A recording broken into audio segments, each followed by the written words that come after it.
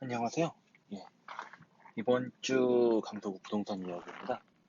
원래는 지난주에 이제 9.13 부동산 대책 발표됐죠? 예, 그때 정책 이야기를 좀 하고 싶었는데 주말에 자꾸 발표하다 보니까 예, 주말에 대책 나오고 주중에 이제 좀 정책을 보고 그러다가 또 이제 오늘이죠 9월 21일 또 이제 공급 대책 일주일마다 이렇게 나오니까 좀 미뤄졌어요. 예, 그래서 대책 얘기 간단히 하면 강서구는 뭐 9.13이건 9.21이건 대책은 별 영향 없을 거라고 저는 생각하고 그러면은 9.13 대책은 다음에 좀 시간이 되면 좀 얘기를 하든 할 수도 있고 안 할 수도 있지만 9.21 공급 대책에 이제 강서구는 어떤 영향을 받을까를 좀 얘기를 하고 싶어서 이번 편은 사실 이번 주 초부터 준비했어요.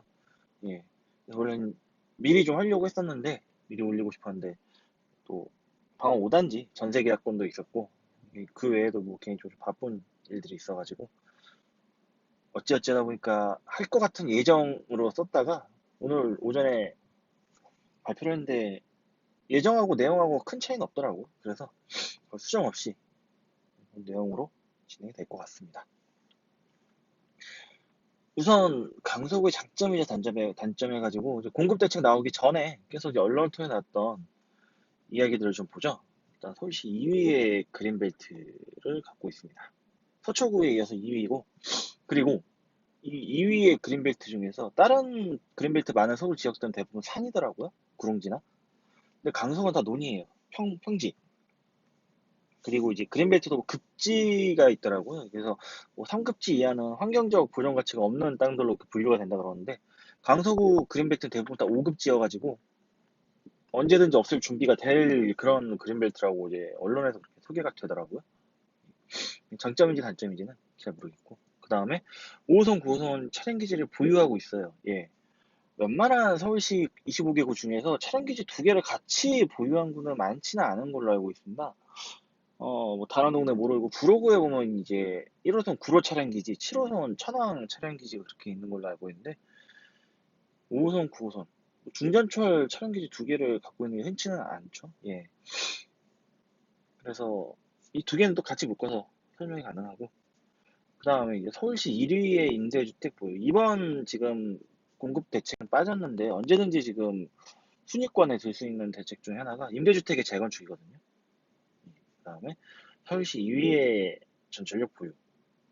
두 번째 이제 올해 12월에 9호선 연장 개통하면 이제 3위로 내려옵니다. 예, 송파구가 전철역이 더 많아져가지고 이제 강서구는 3위가 되는데 2위건 3위건 서울시 25개구 중에서 전철역을 세 번째건 두 번째건 굉장히 많이 갖고 있는 지역이에요.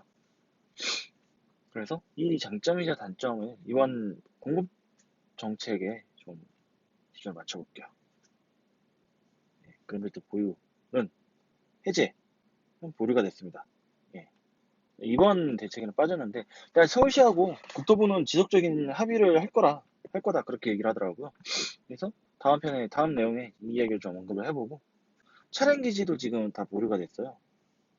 이건 뭐 많은 분들이 이렇게 아실만한 내용인데 차량 기지 뚝딱 사라지는 게 아니거든요. 예. 안 그래도 지금 5호선 김포 연장에 대한 용역 조사가 6월에 끝났는데 아직까지 발표를 안 하는 건지 못 하는 건지 모르겠지만 발표가 안 나오고 있어요. 예. 뭐 검담, 고촌, 그다음에 일산, 고양시죠? 일산은 아니고 고양시 연장 얘기가 나왔는데 끊임없이 지금 연장 이야기만 나오고 있고 구체적으로 가셔야 된 건 없습니다. 예. 최근에 이제 구로동의 구로 차량기 이전 구조는 확정이 됐거든요. 예. 확정이 되면서 이제 아파트 그 자리에 짓겠다고 이제 그런 식으로 이야기가 나오는 것 같은데 어찌됐건 서울 강서구 기준으로는 이것도 해당 사항이 없습니다. 자, 임대주택 보유에 대한 것도 임대주택 재건축 가능성만은 있습니다. 일단 만. 왜냐면 이제 이번 공급 대책에는 일단은 이 내용은 전혀 언급이 없었거든요. 예. 근데 이제 그 임대주택, 임대 아파트들이 노후화되고 있어요. 예. 그래서 이 이야기도 좀 이야기를 할 겁니다. 그 다음에 서울시 2위의 전철역 보유인데 역세권 고밀도 개발. 정부도 그렇고 서울시도 그렇고 역세권 고밀도 개발에 대한 의지가 굉장히 좀 강하더라고요. 쉽지는 않은 이야기입니다. 쉽지가 않은 이야기인데 묘하게도 여태까지 쉽지 않았으니까 별로 진행이 제대로 안 된 상황인데, 이상하게 되게 좀, 이번에는 굉장히 푸시를 많이 하더라고. 그래서 이 내용들을 한번 좀 살펴보겠습니다. 우선 차량 기지랑 그랜벨트를 같이 묶어서 볼게요. 이 두 가지는 이제 김포공항이라는 공통점을 갖고 있거든요. 일단 김포공항 주위에 광활한 유휴 부지들이 있습니다. 뭐를 아까 전에 설명했듯이 그린벨트가 이제 대다수가 5급지고 9호선 차량 개화 차량 기지도 지금 김포공항 그린벨트 구역에 지금 존재를 하고 있거든요. 예. 그다음에 근데 이게 활주로 근처에 있어요. 주거지로 적합할까?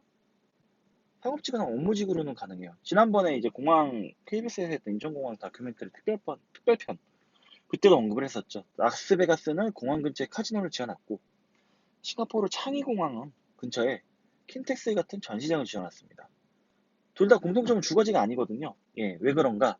비행기 소음 나면 시끄러워서 못 사는데 카지노 하는 사람들은 소음은 별로 신경 안 써요. 그 다음에 뭐 전시장 있는 사람들도 어차피 대부분 실내로 들어갈 거니까 항공기 소음과는 뭐 크게 무관한 그런 상황이죠. 그 다음에 방화치량 기지도 지금 있는데 이게 좀 섬과 같은 구조예요. 괴하산하고 올림픽도로 사이에 지금 있는 땅이어서 이 지금 세 가지 문제를 지도를 같이 보고 설명을 좀 해볼게요. 지도가 지나네요. 세우기를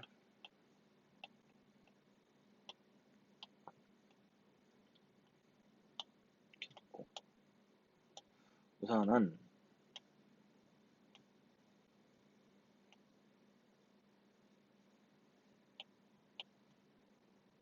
그린벨트는 어디 있을까요? 일단은 여기 여기가 아마 서울시하고 인천 경기도인 것 같은데 여기하고 여기에 이렇게 그린벨트가 있습니다. 그 다음에 차량기지는 어디 있느냐? 여기에 지금 개화 차량기지 9호선이죠. 여기는 5호선 방화 차량기지하고 건설물 폐기장 있습니다. 5호선. 이게 이제 김포공항에 알려진 유휴 부지들이거든요. 예. 그래서 여기를 만약 이번에는 빠졌는데 또 이제 김포공항 그린벨트 해제 반드시 필연적으로 김포공항 그린벨트 해제하고 차량기지 이전 논의가 나오면 필연적으로 나오는 곳이 이제 이것들이에요. 지금 빨간색과 파란색이 아니라 여기 잠시만요. 일단 다시 빨간색으로 들어가죠.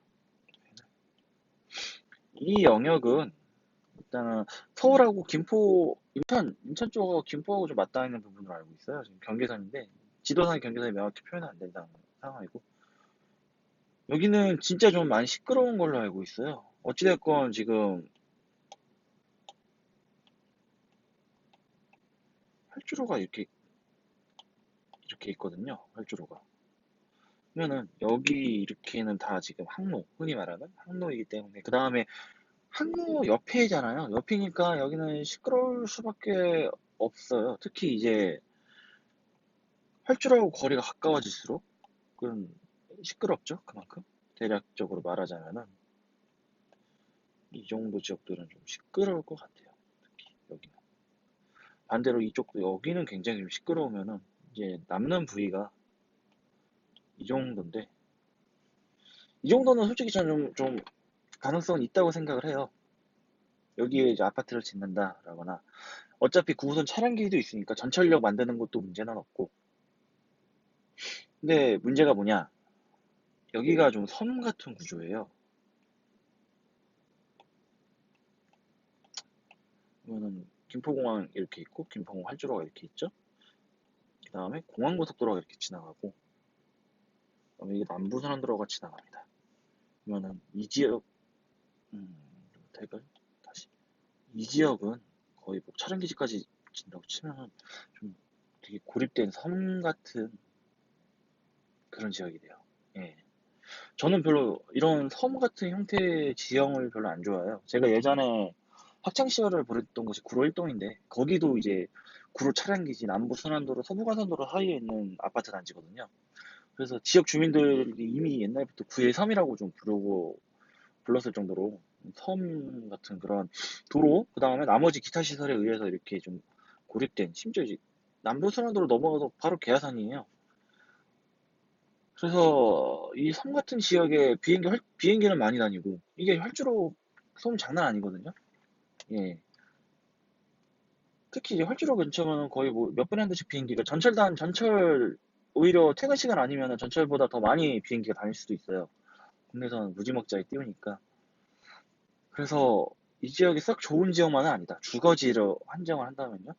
주거지가 아니라 아까 전에 얘기했듯이 뭐 카지노라던가 안 그러면 다른 그런 부분들 업무지구도 뭐 썩 좋은 환경은 아니지만 어찌됐건 간에 실내로 들어가면 좀 소음은 차단이 되니까 업무지구로서의 가능성도 있고 상업지 이 가능성도 있고 카지노라든지 안 그러면 전시장 같은 그런 다 좋은데 주거지로 이 지역이 얼마나 요긴하냐 그거는 저는 좀 부정적이에요.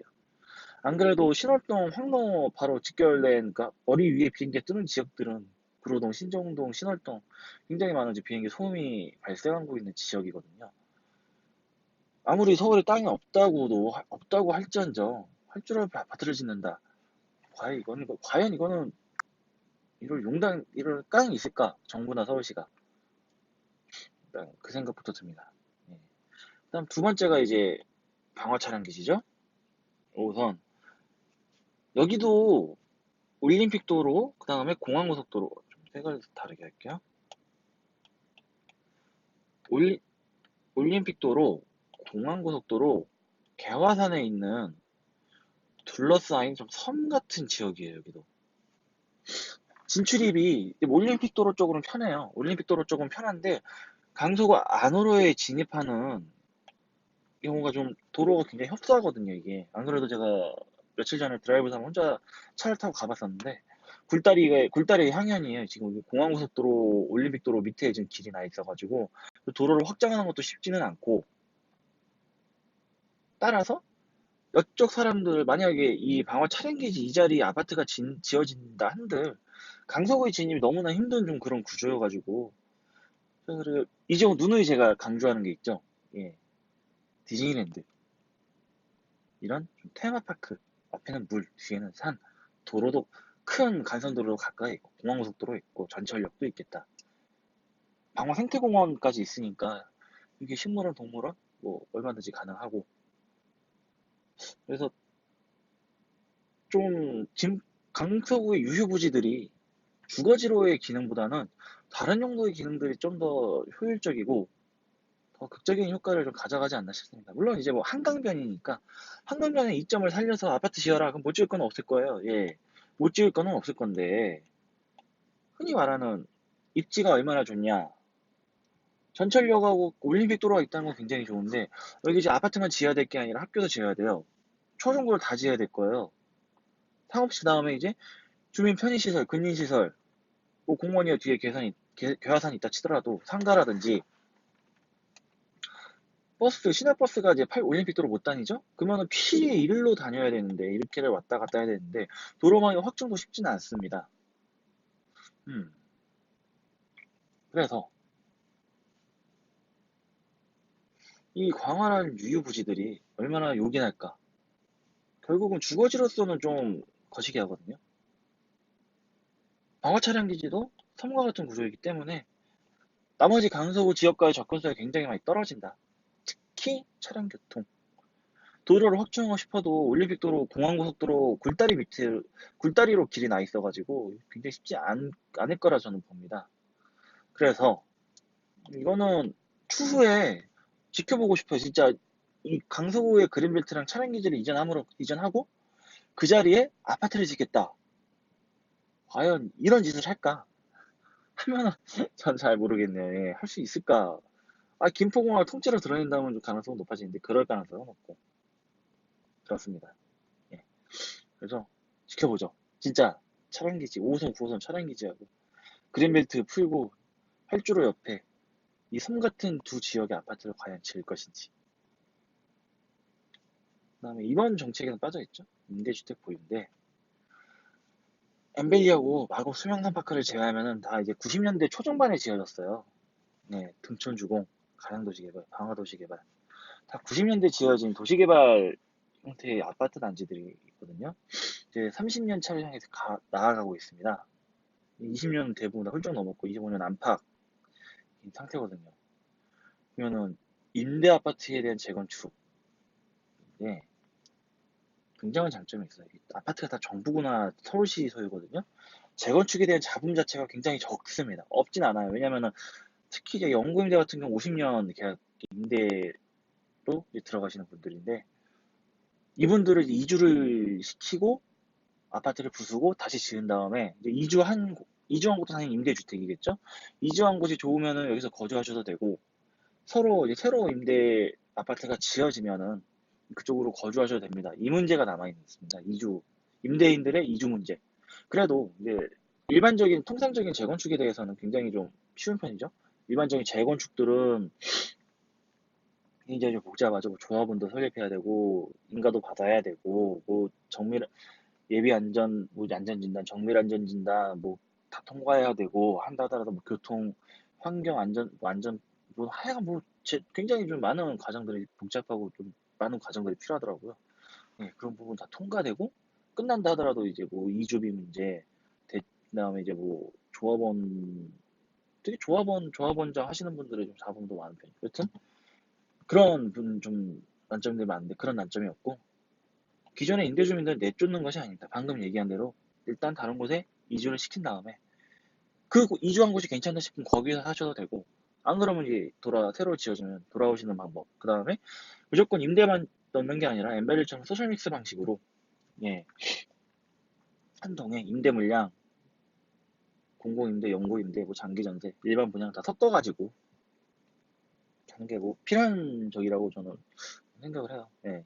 그래서 임대 물량에 대한 좀 공급도 늘리고 일반 분양에 대한 공급도 늘리고 예. 공공택지 빈 땅 찾아가지고 지금 지으면은 굉장히 반대들이 많죠. 예. 근데 근데 지금 언급했듯이 강서구는 서울시에서 임대 아파트 제일 많은 곳이에요 지금. 물론 이제 뭐 임대민들 다 내쫓아라?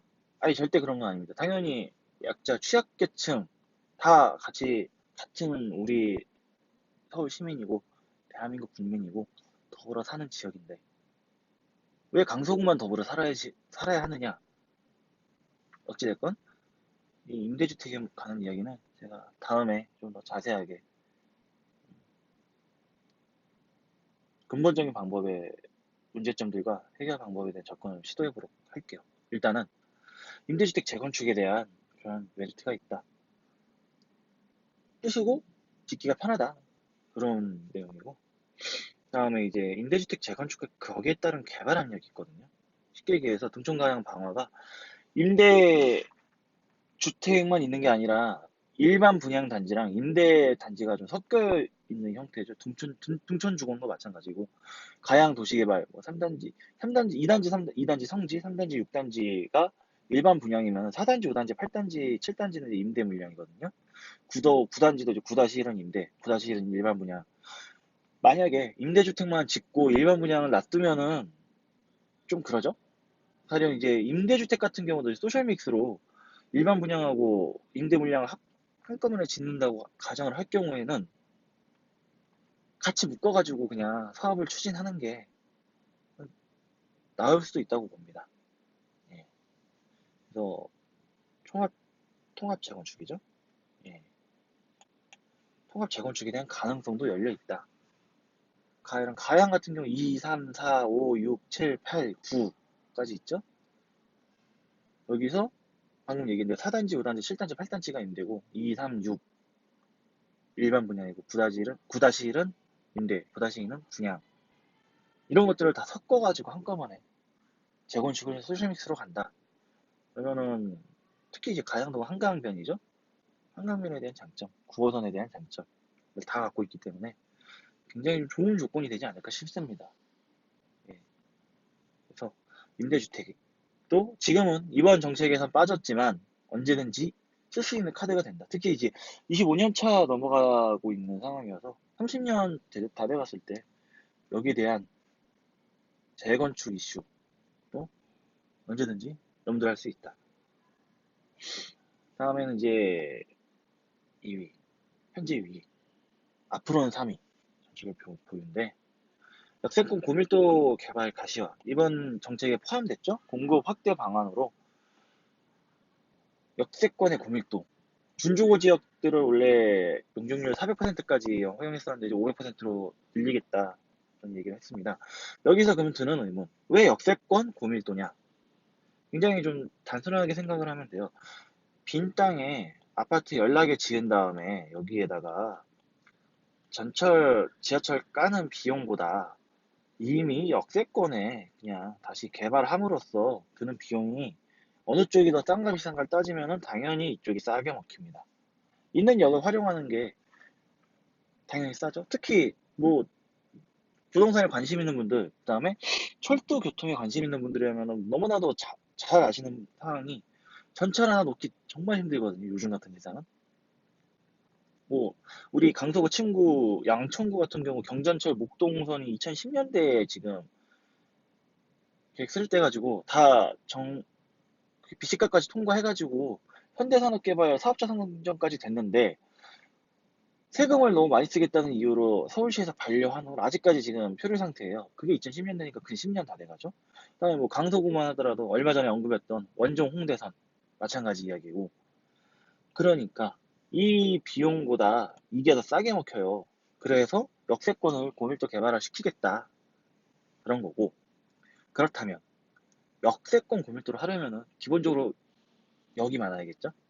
즉 전철역 서울시 25개구 중에서 전철역 많은 곳들부터 먼저 개발압력을 받는다. 강남구, 송파구, 강서구, 서초구. 여기까지가 이제 15개 이상 전철역 갖고 있는 지역들이거든요.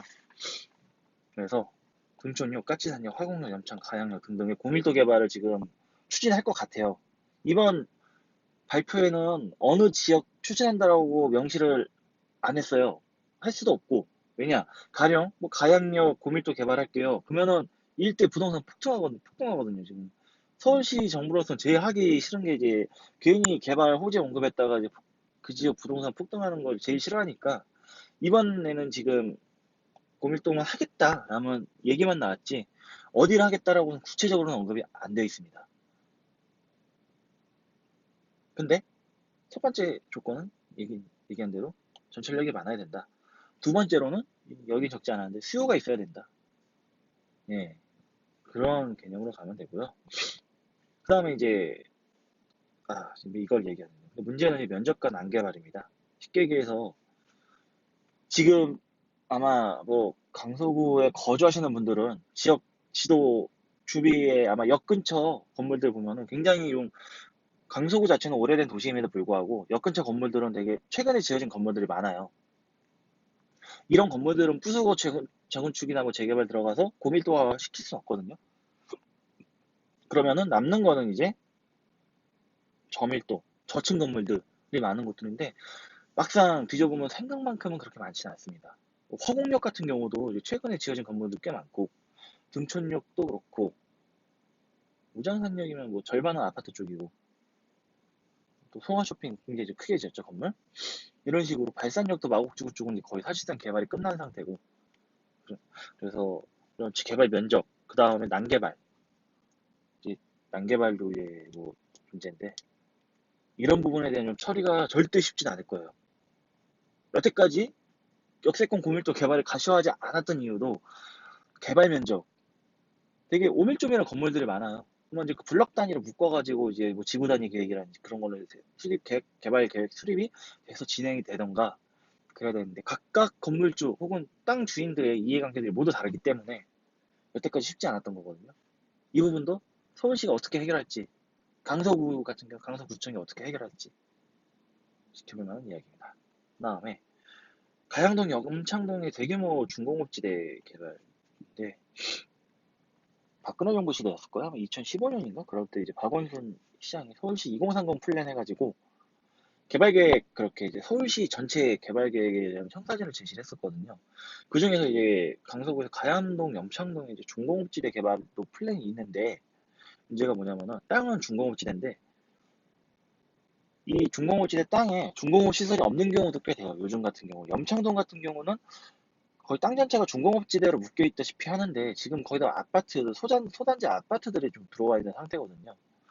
이런 경우는 이제 시설이 노후됐거나 그런 경우에는 이제 땅 용도 변경, 상업지나 준주거 지역으로 변경을 한 다음에 이제 개발할 수가 있는데, 준공업 시설이 있을 경우는 이제 존치한다는 게 기본 방향이에요. 이제 가양동 같은 경우는 준공업 지대에 준공업 시설이 무엇이 있냐. 이제 중고차 시장이거든요.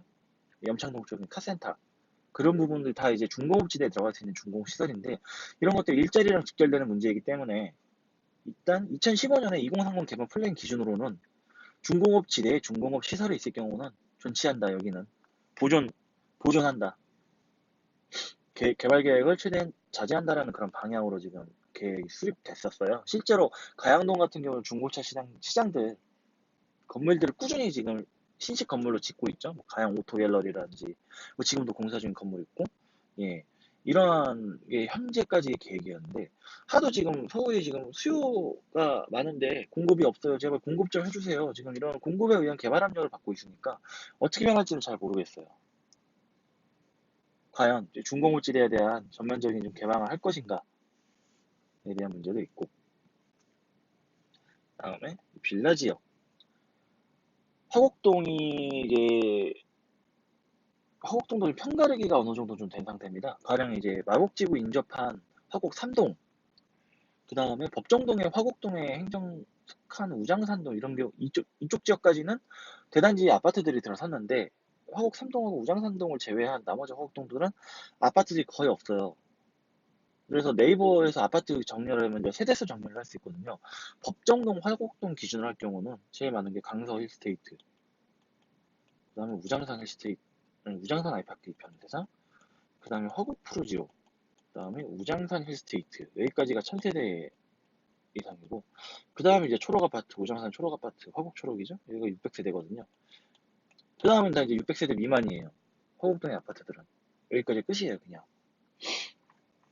왜 그러냐, 이제 화곡역에서 까치산역 넘어가는 목동 쪽 방향으로 넘어가는 화곡동들은 거의 다 빌라, 단독주택, 흔히 말하는 빌라촌들이거든요.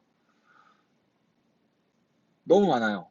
굉장히 많고, 지금 화곡동 기준으로 여기에 지금 아파트 단지 여기 설정되어 있는데, 정작 인구 밀도가 강서구에서 제일 높은 곳들이 이제 빌라촌 쪽에는 화곡 6동이나 이제 화곡 2동 그쪽으로 알고 있습니다.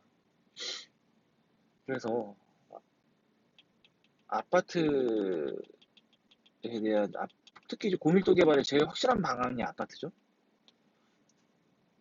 이 지역들에 대한 지금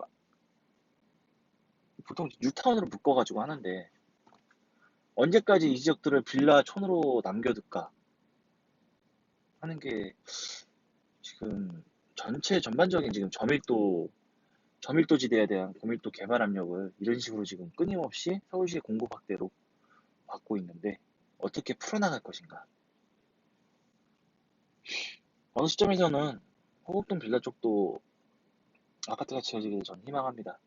왜냐? 수요는 꾸준하니까. 게다가 이제 원종공대선 강서구청이 여기 들어가죠. 여기를 필두로 이 일대에 대한 역 접근성이 많이 좋아지니까 이런 장점들도 생깁니다. 그래서 좀 정리를 해볼게요. 강서구 공급이 필요할까요? 당연한 얘기죠. 네. 추후 4년간 공급은 정말 일부분이에요.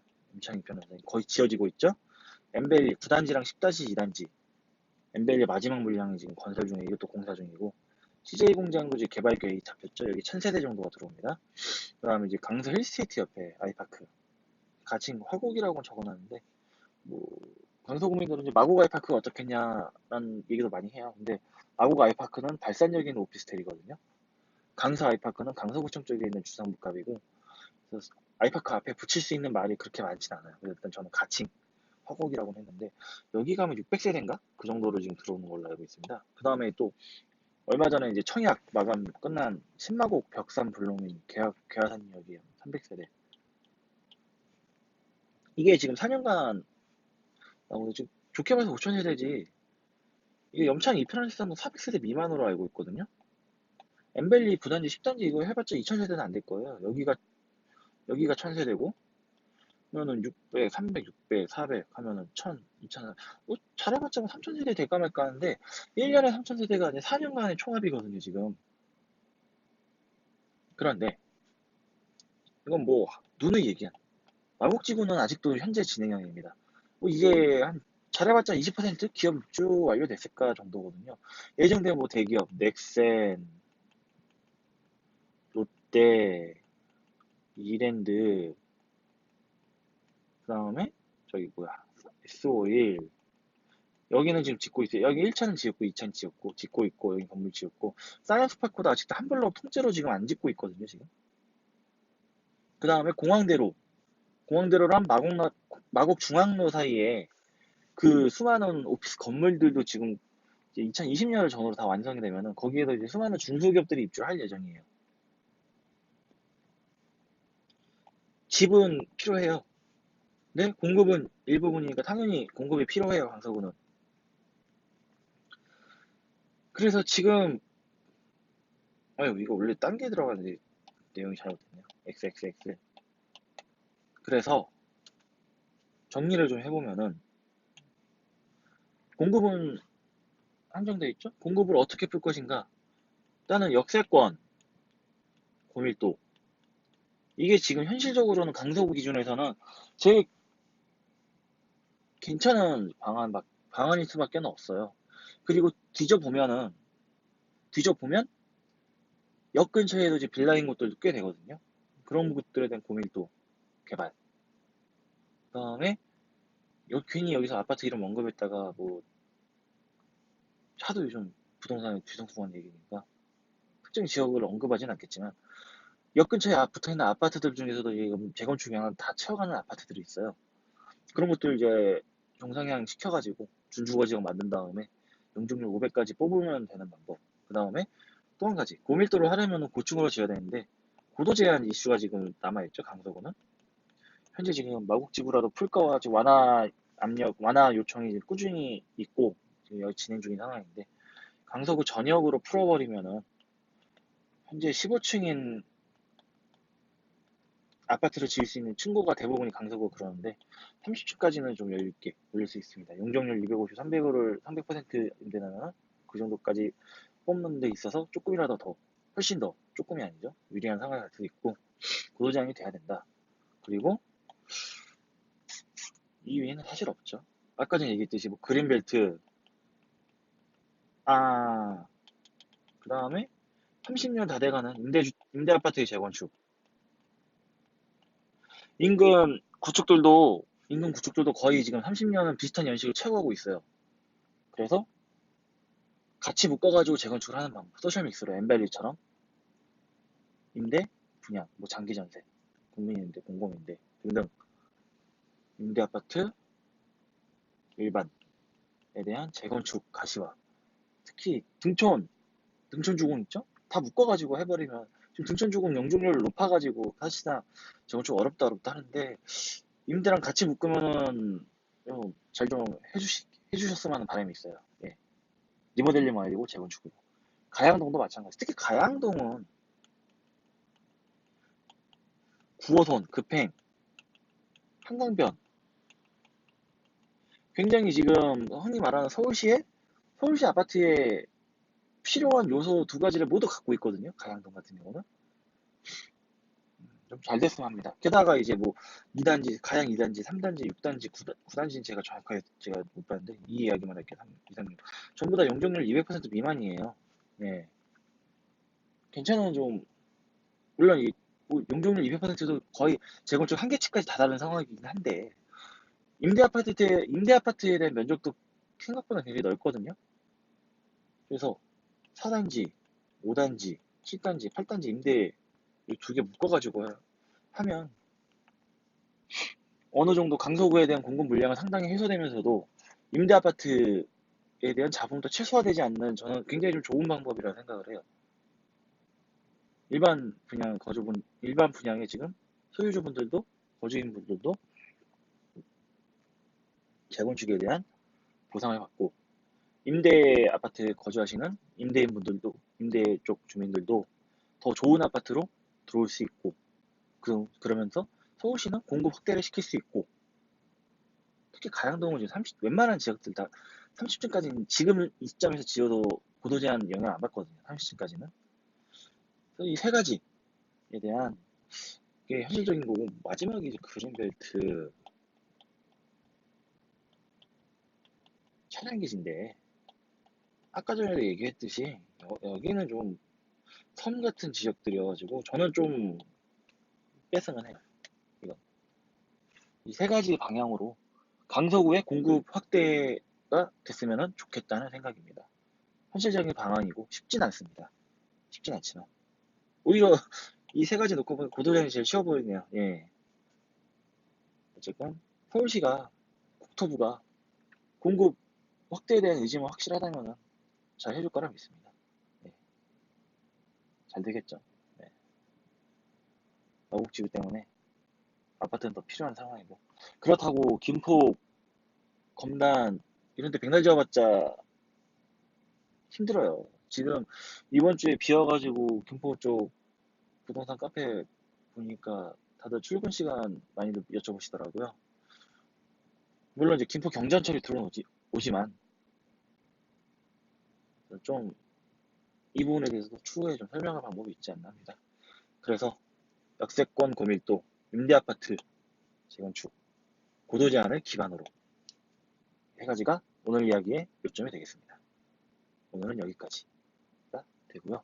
다음번에는 언제나 그래도 차 이야기는 많죠. 아까 전에 얘기했듯이 강서구와 임대 문제, 외부인들을 보는 시각하고 실제 강서구민들이 피부로 느끼는 부분도 굉장히 많이 달라요. 그 다음에 강서구 입장에서도 그 해당 임대 아파트 지역들이 많이 있는 지역에 사시는 분들, 임대 아파트가 없는 지역들에 사시는 분들 입장도 조금씩 미묘하게 다르고, 최근에 이제 장애인 학교, 한방병원 이슈도 같이 있죠. 예. 씁쓸하면서도 그런데 그런 부분도 있고, 저는 예, 추석 잘 지내고 여러분들도 추석 잘 보내시고 일주일 후 혹은 연휴가 껴있으니까 시간이 얼마 없으실 테니 그 다음 주가 될 수도 있는데 다음 이야기 생각해서 다음 이야기도 계속 이어집니다. 감사합니다.